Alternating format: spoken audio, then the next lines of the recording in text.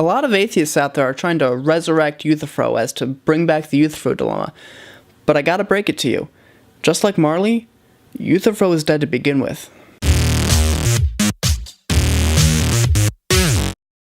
So here we go, the famous Euthyphro dilemma, which every apologist and their mother have done a response to. So why am I piling on? Haven't the wealth of apologists who have already refuted this dilemma time and time again already killed Euthyphro? The answer is yes, they have, but that hasn't stopped atheists from trying to resurrect Euthyphro, so to speak, and create what I call Euthyphro 2.0. But before we get into that, on the off chance that you're new to the whole Euthyphro dilemma topic, I want to tackle the original version. I'm going to do that for two reasons. First, when apologists answer this dilemma, typically they just bring up the third alternative, which is the answer to the dilemma, and there's nothing wrong with that. But I want to take the time in this video to show why the two originally presented options aren't even viable and so can't even create a successful dilemma. Remember, Euthyphro was dead to begin with. The second reason is, as bad as this dilemma is, you still see the popular level atheists bringing it up. Very recently, Michael Shermer was a guest on Ben Shapiro's Sunday Morning Special, and he brought up the Euthyphro dilemma. I'm a huge fan of Michael Shermer, and, you know, he's a brilliant guy, and I do admire him.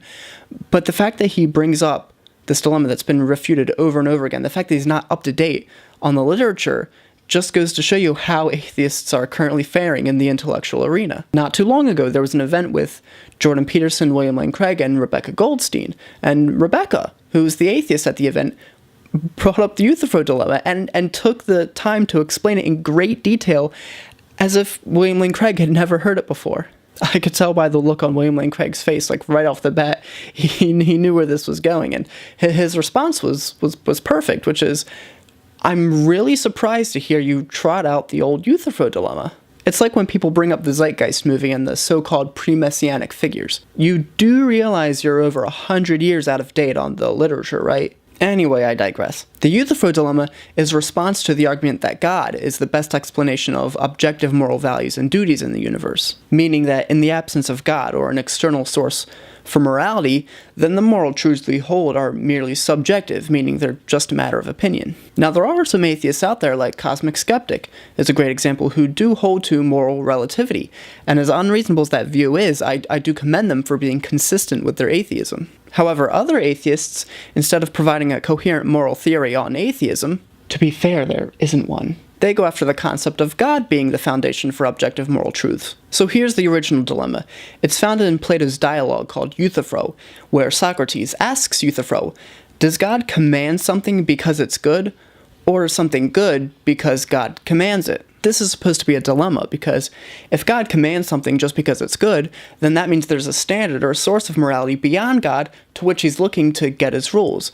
In which case, what do you need God for? You can just go right to the source. On the other hand, if something is good just because God commands it, then God is just arbitrary. He just makes up the rules. Tomorrow he could say murder is good, and then we'd be obligated to go out and murder. Now, in order for something like this to be a true dilemma, there needs to only be two options.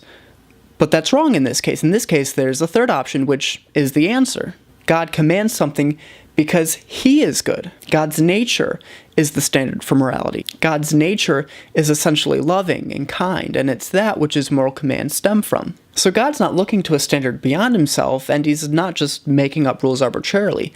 God himself is what Plato referred to as the good. Now, atheists claim that this third alternative just brings up a new dilemma, the one I call Euthyphro 2.0. But before we get into that, let's destroy the original dilemma once and for all. The first option, where God looks to a standard of morality beyond himself, isn't even logically coherent. The reason goodness can't just exist out there, some abstract object, is because morality is a property of persons, not things. I don't have a moral obligation to a body of water not to pollute it, but I do have a moral obligation to my neighbor not to pollute his drinking supply. The morality of these kinds of situations don't exist in the objects themselves, like the body of water. They exist in our duty to one another. Again, morality is a property of persons, not things. So even if there was some abstract Platonic form out there known as the good, we would be under no obligation to obey it. But even worse, since morality is a property of persons, if there was some Platonic form out there known as the good, to which God is looking to, it would be a person, which is exactly what the atheists are trying to avoid in the first place. But what about the second option, where God just makes up rules randomly? Let's say it's true that God is just arbitrary and just makes up rules randomly. That's still better than atheism. On atheism, there's no way to get outside of human opinion in an attempt to justify morality. All of the naturalistic moral theories, whether we want to base it on majority, or on human flourishing, or well-being, or societal evolution, they never get outside of the opinion, first of all, of the person coming up with the theory, but even the society or the people that they're basing the theory on. Why does anyone else have to abide by that theory? It's just one person's opinion versus another, one society's opinion versus another. At least with an arbitrary God, there's someone outside of humanity making the rules. It doesn't matter if we don't like him. He created us. He's the boss. We just better be glad he hasn't said rape is good. Yet. But if we claim that God's nature is the standard of morality, atheists say that this just brings up a new dilemma. So here we finally come to Euthyphro 2.0. Is God not in control of his nature? In which case there would seem to be some lack in the power of God because he can't control what attributes constitute his nature. Or is God in control of his nature, which would just go back to making God arbitrary because he can pick any nature he wants, any attributes he wants. Now, this may seem like a clever move on the part of the atheists, but this is the part where I point out that the atheist putting this forth is just demonstrating a deep lack of sophisticated understanding of the concept of God. In the vast majority of debates that I have with atheists, this is ultimately what the disconnect comes down to: a lack of sophisticated understanding of the subject at hand.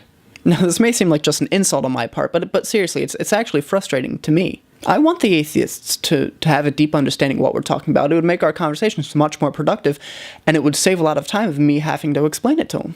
A perfect example of this is if you go on YouTube and look up a debate between Steven Pinker, who I'm a huge fan of, by the way, and Nick Spencer, I believe it was, on Unbelievable. Like I said, I really like Steven Pinker. I'm a big fan of his, and I agree with him on a lot of stuff, actually. But for the entire debate, he was constantly attacking straw man arguments. When you do this for a living, you have no excuse not to be up to date on the literature, especially if it's something you're studying for, a debate you're going to have. But this is what we see all the time from atheists, which makes me wonder if, at the end of the day, if they even know what it is that they're rejecting.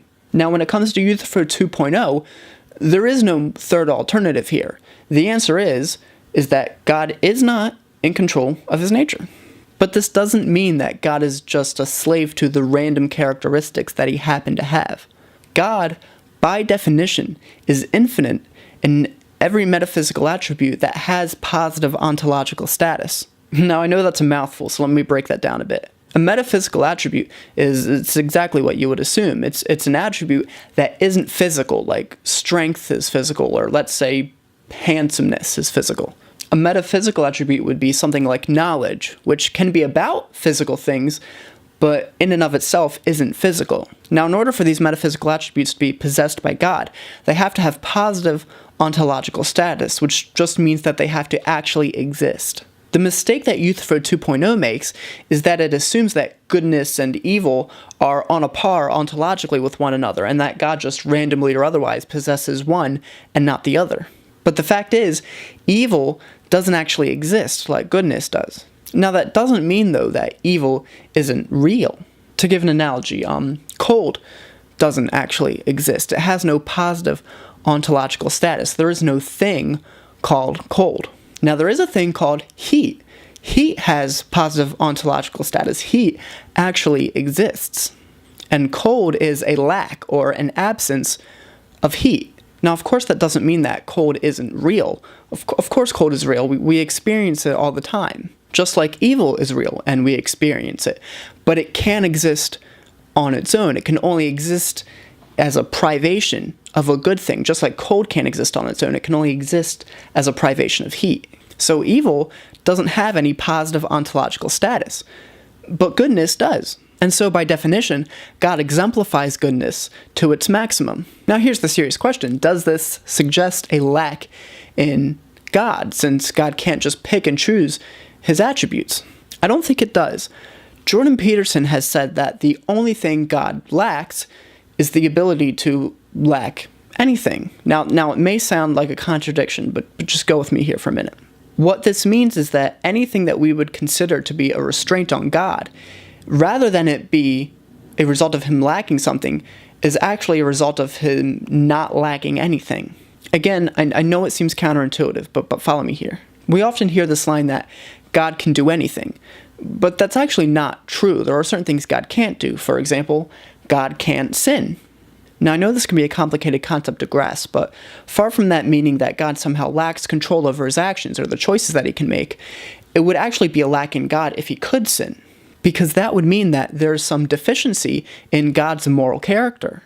But because there is no deficiency in God's moral nature, because he is himself goodness, he can't sin. To do so would be to demonstrate a lack of goodness within himself. So I hope all this helps in your study of God and morality. I appreciate you guys taking the time to watch this video. I really wanted to put the final nail in the coffin of Euthyphro. The fact that this dilemma keeps coming up is honestly just a sign of intellectual laziness as far as I'm concerned, and I wanted to give you guys the tools to be able to dismantle it if you ever encounter it. Please like and subscribe. If you guys feel this content is worthwhile, please share it with your friends. I'd really, really appreciate it. Follow me on Twitter @StelmanSmith, and have a great one, guys. Thanks.